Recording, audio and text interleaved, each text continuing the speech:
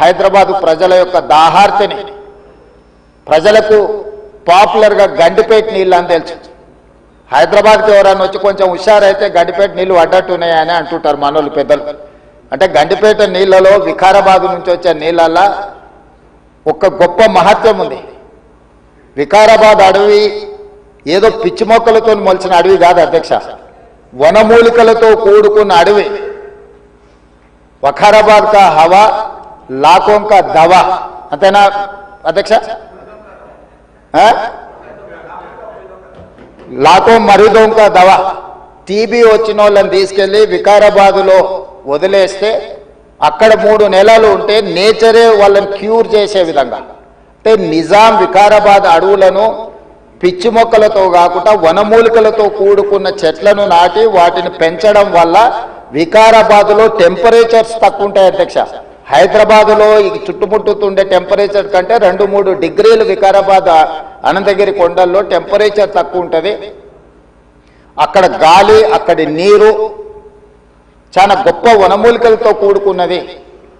ఆ నీళ్ళే గండిపేటకు వచ్చి ఆ గండిపేట నీళ్ళే హైదరాబాద్ నగరానికి ప్రజలకు తాగడానికి ఇవ్వడం ద్వారా మన ఆరోగ్యాన్ని కాపాడడం కాకుండా మనకు తెలివితేటలను కూడా మెరుగుపరచుకోవడానికి నిజాం సర్కార్ ఇవన్నీ ఏర్పాటు చేసింది అధ్యక్ష. కాలక్రమేణా స్వతంత్రం వచ్చింది, సాంకేతిక నైపుణ్యం పెరిగింది.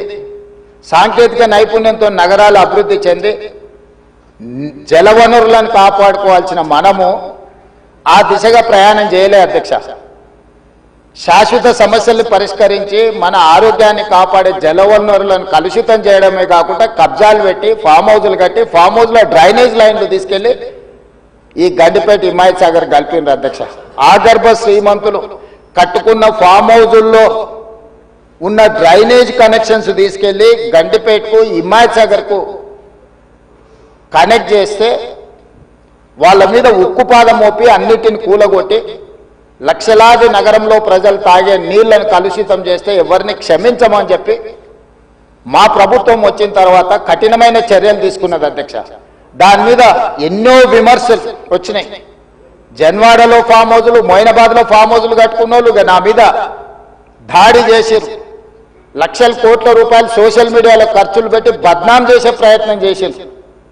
అయినా మా సంకల్పం మంచిది, పేద ప్రజలకు మేలు జరగాలన్న ఆలోచనతో ఎన్ని విమర్శలు వచ్చినా వెనక్కి తగ్గకుండా 100% ఆ కార్యక్రమాన్ని ముందుకు తీసుకెళ్లే ప్రయత్నం చేసి, అదేవిధంగా మాకు వచ్చిన అవకాశాలలో ప్రపంచంలో చాలా దేశాలు తిరిగినాం అధ్యక్ష. చాలా దేశాలను చూసినాం. అభివృద్ధి చెందిన ప్రతి దేశంలో ఒక నదీ పరివాహక ప్రాంతాన్ని అభివృద్ధి చేయడమే కాకుండా వ్యాపార కేంద్రాలుగా మార్చారు. ఈరోజు న్యూయార్క్, న్యూజెర్సీ మధ్యలో హడ్సన్ రివర్, లేకపోతే లండన్లో థేమ్ రివర్.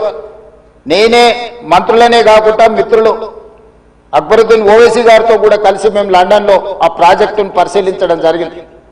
జపాన్లో చూడడం జరిగింది, సౌత్ కొరియాలో చూడడం జరిగింది, సింగపూర్ లాంటి నూతనంగా అభివృద్ధి చెందిన దేశాలను మనం పర్యటించడం జరిగింది. జర్మన్ లాంటి దేశాలు తమరు కూడా కౌన్సిల్ చైర్పర్సన్ సుఖేందర్ రెడ్డి గారు కూడా వెళ్ళి మీరు చూసి వచ్చి మీరు కూడా నాతోని మీ అనుభవాలను కొంత నాకు వివరించడం జరిగింది. అంటే ప్రపంచ స్థాయి గుర్తింపు పొందిన నగరాలలో నదీ పరివాహక ప్రాంతాలను కాపాడుకోవడమే కాకుండా ప్రక్షాళన చేయడమే కాకుండా వ్యాపార కేంద్రాలుగా మార్చి ఆ రాష్ట్రము, ఆ దేశం యొక్క ఆర్థిక వ్యవస్థను బలోపేతం చేసుకోవడానికి ప్రపంచ దేశాలు పోటీ పడుతున్నాయి. ఈరోజు గుజరాత్ అహ్మదాబాద్లో సబర్మతి రివర్ ఫ్రంట్ కట్టుకున్నారు. భారతీయ జనతా పార్టీ నాయకులు, ప్రజాప్రతినిధులు గొప్పగా చెప్పుకుంటుంటారు.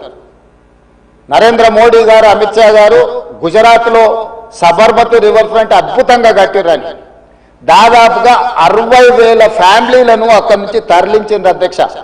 60,000 కుటుంబాలను సబర్మతి రివర్ ఫ్రంట్ అభివృద్ధిలో భాగంగా ఆ సబర్మతి రివర్ కానుకొని ఉన్న పేదలను అందరిని కూడా అక్కడి నుంచి తరలించారు.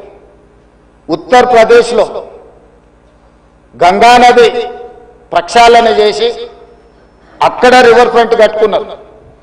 ఈ మధ్యకాలంలో ఢిల్లీ ఎన్నికల్లో బీజేపీ యమునా నదిని ప్రక్షాళన చేసి ప్రపంచ స్థాయి నదీ పరివాహక ప్రాంతాన్ని అభివృద్ధి చేస్తామని ఎన్నికల్లో భారతీయ జనతా పార్టీ నరేంద్ర మోడీ గారు చెప్పి ఢిల్లీ ఎన్నికల్లో గెలవడం జరిగింది.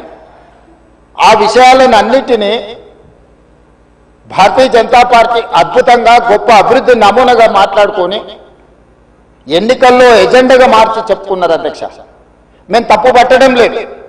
అభివృద్ధి జరిగినప్పుడు కొంతమందికి ఇబ్బంది జరుగుద్ది. ఆ ఇబ్బంది జరిగిన వాళ్లకు ప్రభుత్వాలు న్యాయం చేయాలి, నష్టపరిహారం ఇవ్వాలి, ప్రత్యామ్నాయం ఏర్పాట్లు చేయాలన్నది మా ఆలోచన.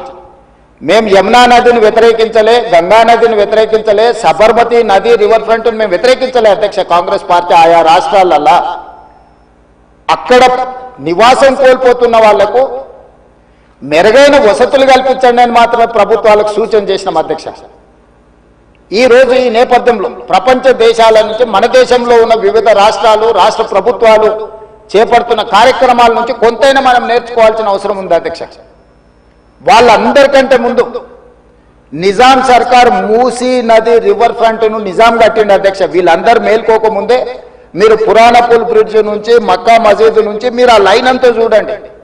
గుల్జార్ హౌస్, మోజంజాయ్ మార్కెట్, మీరు గండిపేట, ఉస్మాన్ సాగర్, హిమాయత్ సాగర్ నుంచి మొదలు పెడితే పరివాహక ప్రాంతంలో ఎన్ని హెరిటేజ్ స్ట్రక్చర్స్ ఉన్నాయి. తారామతి, బారాదరి నుంచి మొదలు పెడితే ఆ నదీ పరివాహక ప్రాంతంలో దశాబ్దాల కిందే నిజాం ఒక నదీ పరివాహక ప్రాంతాన్ని వ్యాపార కేంద్రాలుగా తీర్చిదిద్ది ప్రపంచ దేశాలతోనే పోటీ పడే విధంగా ఆనాటి హైదరాబాద్ రాష్ట్రాన్ని అభివృద్ధి చేసింది. అధ్యక్ష, నిజాం కాలక్రమేణా స్వతంత్రం వచ్చింది, ప్రజాస్వామిక పాలన వచ్చింది. కానీ నిజాం చేసిన అభివృద్ధిని మొత్తం కాలగర్భంలో కలిపేసేసి కనుమరుగు చేసేసి పాలకులకు నిజాం మీద కోపం ఉంటే నాకు అభ్యంతరం లేదు. కానీ నిజాం కట్టిన కట్టడాలను, చారిత్రాత్మకమైన కట్టడాల నుంచి మొదలు పెడితే చేసిన అభివృద్ధిని మొత్తం కాలగర్భంలో కలిపి కలుషితం చేసి ఆక్రమించుకొని అన్యాయక్రాంతం అయిపోయి ఈరోజు నివసించడానికి యోగ్యం కాని ప్రాంతాలుగా తయారు చేసేసి ఇదొక భాగం. ఈ హైదరాబాద్ నగరంలో ఉన్న మురికి కాలువలన్నిటినీ, కాలనీలు మొత్తం పట్టణం యొక్క మురికినంతా మూసీ నదికి కలిపేసేసి చచ్చిన శవాల నుంచి పశువుల కళేబరాల వరకు ఆ మూసీ నదిలో కలిపేయడంతో రంగారెడ్డి జిల్లా, హైదరాబాద్ జిల్లా, చివరగా నల్గొండ జిల్లా ఈరోజు శిక్ష అనుభవిస్తున్నది నల్గొండ జిల్లా ప్రజలు. అధ్యక్ష, లక్షలాది మంది నల్గొండ జిల్లా ప్రజలు మూసీ నది పరివాహక ప్రాంతంలో చివరగా ఉండడం వల్ల రంగారెడ్డి జిల్లా, హైదరాబాదు జిల్లాలో నుంచి వచ్చిన మొత్తం మురికి, కలుషితం, మనుషుల శవాల నుంచి పశువుల కళేబరాల వరకు ఫార్మా కంపెనీలు వెదజల్లుతున్న విష కాలుష్యం నుంచి మూసీలో